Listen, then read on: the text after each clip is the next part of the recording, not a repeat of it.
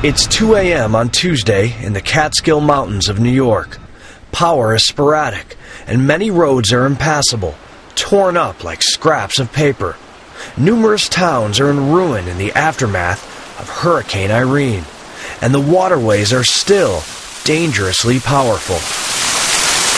In Margaretville, Main Street is not supposed to look like this. Up the block is the fire station. The remains of a hard battle with Mother Nature litter the garage. Boats, muddy boots, and exhausted heroes.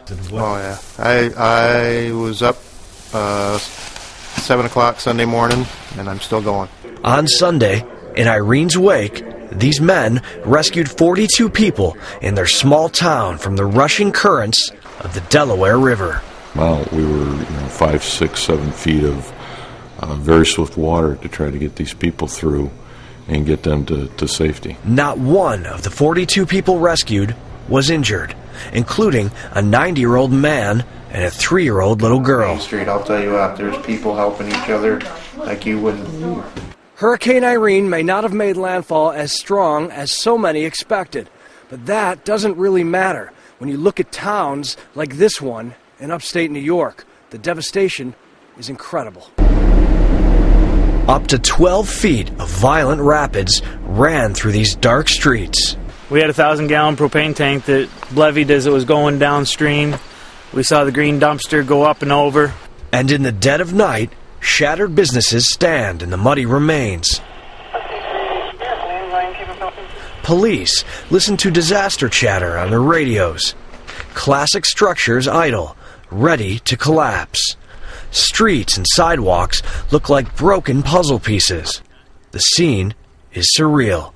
Breathtaking, stunning. Knowing that Mother Nature can throw just about anything they want at you, and you don't really know when it's going to happen, how fast it's going to happen. Irene has killed at least 40 people across 11 states.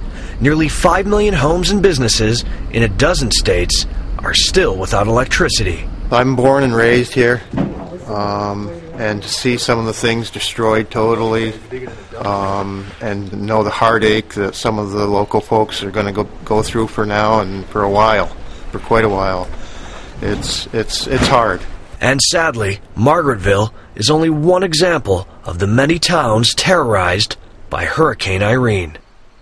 Robert Ray, Associated Press, Margaretville, New York.